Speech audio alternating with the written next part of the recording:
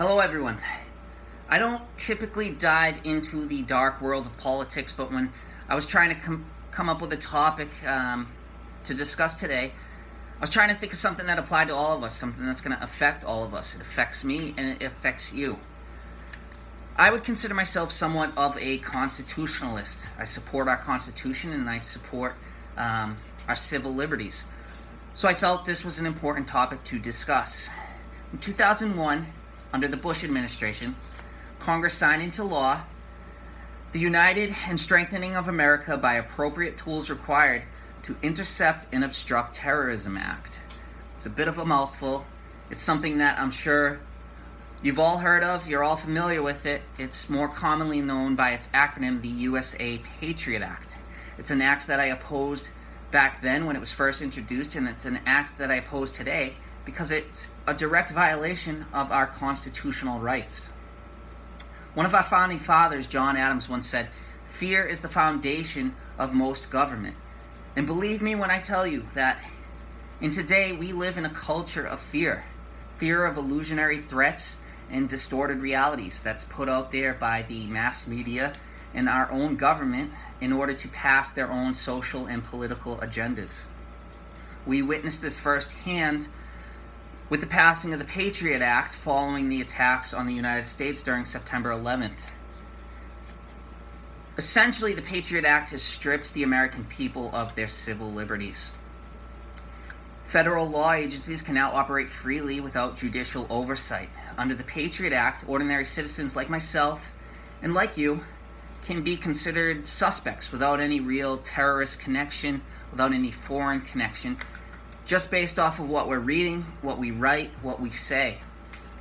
To put that in perspective, just think that as I sit here now speaking with you, I could be subject to search because of it. Under the Patriot Act, there's also a thing called national security letters. They're issued by the government to search your cell phones, your internet, your email, your financial records, even your library card. If that's not invasive enough, they can also tap your phones. They can seize your assets. They can get into your house, search your house, and they do this all without probable cause, without a warrant, and they do it all without you even knowing about it. For those of you who think that, well, surely these must be isolated incidents, consider that over a 3-year span, the FBI issued over 192,000 letters. Only one resulted in a terror-related charge, which they admittedly said would have happened regardless if whether or not the Patriot Act was in existence. These are clear violations of our rights. It undermines our freedom. The Fourth Amendment is pretty clear in stating that people have a right to be secure in their persons, in their houses, papers, effects, personal belongings, a right against unreasonable searches and seizures.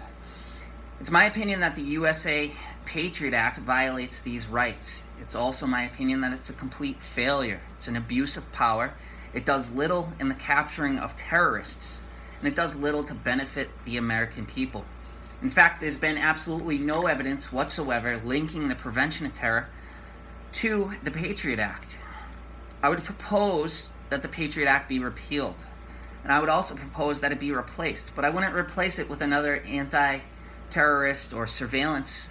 I would instead increase restrictions or limit the government surveillance that exists now. The act poses little threat to terrorism, but a great threat to the American people. As a society, we have to decide what the true role of government is. Do we want our government getting involved in every aspect of our lives, taking away our freedoms? Or do we want the government to uphold our Constitution and protect our liberty? I've certainly made my decision, and I hope that this speech might help you make yours.